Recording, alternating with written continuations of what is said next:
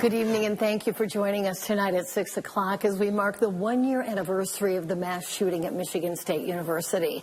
I'm Sheri Jones. And I'm Siobhan Klepfer. We have devoted the last hour to MSU coverage, looking back at the tragedy and looking ahead as Spartan Nation heals and moves forward. And we have another 30 minutes of uninterrupted coverage. We begin our commercial-free coverage with a look ahead to the biggest and likely the most emotional of today's tributes. It's a gathering set to start tonight at the Sparty statue. Our team coverage begins with Joss Sanchez, who's joining us live from campus tonight to talk about what's ahead at the SIT Memorial Ceremony. Josh? A European opera singer who has roots in Hazlitt is about to achieve a career milestone. Yes, Brendan Gunnell, who's known for his powerful, clear, and phonetically flawless tenor, will be performing at Carnegie Hall in New York City on Tuesday. He is currently accompanying the Boston Symphony Orchestra. Let's take a listen.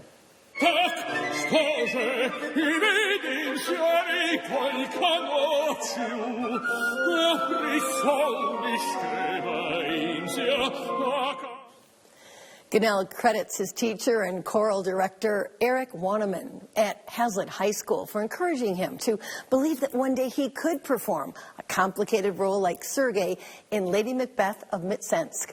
And now Gunnell wants to share that same inspiration with the opera singers of the future.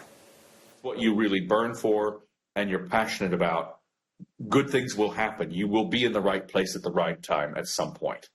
But if you really believe, I would say to my teenage self, just stick with it, kid. Just keep going. Gunnell says he's very excited to have his mom and stepdad watch him perform at Carnegie on Tuesday, and he hopes that one day he'll have the opportunity to sing with the Detroit Symphony Orchestra. And we'll be there, won't we, Siobhan? Absolutely. We're going. Yeah, congratulations. A beautiful voice. Amazing. The drive's raising food and funds for the Greater Lansing Food Bank and the South Michigan Food Bank. So let's check in now with our Sheri Jones, joining us live outside the TV6 studio in Lansing to see how things are going. Hi, Sheri. Well, as you reported earlier at 5:30, we've actually filled one of these huge Greater Lansing Food Bank trucks, and we're working on our second one right now. People have dropped off a lot of non-perishable food items for us. As you can see, green beans, corn, spaghetti sauce, soup is always a very good thing this time of year.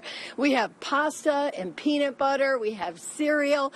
This box right here they're working on filling is completely full to the top. So we want to say thank you to everyone, because food insecurity is an issue here in the Greater Lansing area. And as a fact, people are usually 1 or 2 paychecks away from being food insecure. So this time of year, when you're thinking about giving back, and that's why we do this and have done this here at WLNS TV6 for the past 17 years, is we want to make a difference. And you can also give $10. $10 will go for 30 meals for a family. So we really need nutritious food to thrive and survive in our community. People are working very hard, but they also need food. So please, if you're thinking about it, come on down and see us here at the WLNS TV6 studios. You can always donate online at WLNS.com. Siobhan, back to you. You know, we have our country, the political divide. You know, you've seen so many changes over the time. How do we heal that? How do we come together? What's your advice? You know, it's so hard. There's always political differences. There's always personality differences. But it's really true that it has changed in terms of people being rewarded for division, rewarded for hatred and misogyny and so on, as opposed to in the past that would get bipartisan criticism. And so so when I started, I mean, there were always differences, but if people actually wanted to govern, they wanted to solve problems.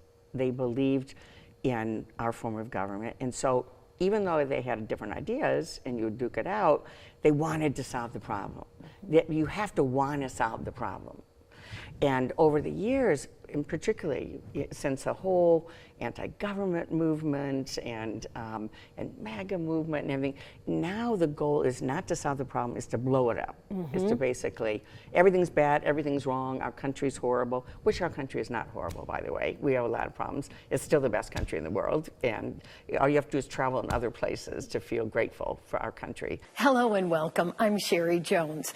While society has made great strides in the last few years opening up the discussion about mental health, it's still not an easy topic to talk about, and it's still hard for some people to ask for help. So we're going to do a couple of things in the next half hour. We're going to continue the conversation here at the local level, talking to people not just about various aspects of mental health, but about what they're doing and what you can do if you or a loved one needs help. Along with these solutions, we're also running information along the bottom of your screen. You'll be seeing that in just a few minutes.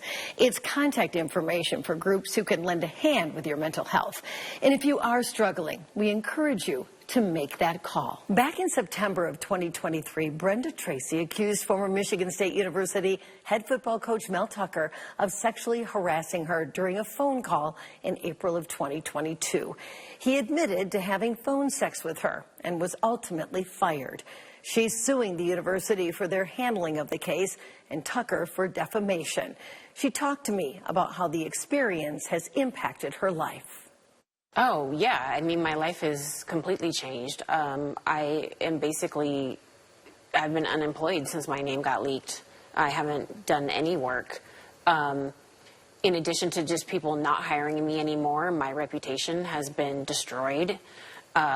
People, there are people who question my credibility, my involvement supposedly with Mel Tucker, which was nothing. There was no romantic relationship there, but there's just been so many things that have been said about me to just really assassinate my character overall. Well, food is an integral part of any holiday celebration, so what better way than Black History Month to enjoy some good soul food? Lisa Cox has been a cook at MSU for 22 years, and since 2005, she's been making her family's traditional recipes for students during the month of February. And this year, I saw firsthand how soul food evokes strong feelings of home, family, togetherness, and love. When I smell the aromas, remind me of grandma, my mom, and just home and just love. Ask anyone what makes soul food so special. It's all about the love that goes into it, and that couldn't be more true of the delicious soul food recipes that Lisa Cox recently brought to life at MSU. When you open up the top and you get that aroma, yes. You know how the smells take us right back to where... Right back to your roots. Tell me where it takes you. It takes me back to, like, my big mama. Lisa, a level 2 cook on MSU's campus, doesn't follow a scripted recipe. Instead, she likes to add a pinch of this and a dash of that to bring a taste of home to the students who eat at Acres Hall. Put some seasonings and love in it. Got to mix it, Sheri, with a little bit of cornmeal. The fried catfish, some shrimp and grits, and some fried cabbage. Not only does it taste good, there's a sense of family and comfort that comes along with it. And that's exactly what she wants for you to enjoy the soul of her cooking. Makes you come around, you can laugh and talk and sit at the table, watch the people eat and smiling, and they're laughing and they're enjoying their food. And that's what it's about. More than 2,000 students and community members showed up for her Taste of Soul luncheon as part of MSU's celebration of Black History Month. I love the yams that I had. Everyone can't do yams. Either they're usually too hard or they're not sweet enough, but these were done just well. As were the traditional soul foods Lisa prepared, like cornbread and collard greens. See, the cornbread is the roots. At the beginning of the 90s, in the United States, African Americans started it. These are the smoked pork ribs, and we cook it in this great big smoke right back here. Turnip greens, and we smoke our own turkey legs, and they are turnip greens, and the roots vegetables that came in there came from our organic farm. And we can't forget about dessert, especially the peach cobbler. I saw the crust and I was like, yes, that looks like Mom's, so I want to try that one. And Lori's husband, Sam, was in total agreement. That, yeah, this is a great opportunity for us to get some good soul food Lisa hopes by sharing her family's recipes with the next generation, it will inspire them to join together in the kitchen and get creative. My mom has a famous sweet potato pie that I like help her make it in the kitchen, but soon I'll have to carry down that tradition with my families and everything. For Lisa, it's all about cooking, creating, and caring for the students in her own special way. A lot of love. Lots of love. And I enjoy doing it. Yes, you do. And I had a lot of help. And I thank all my peers.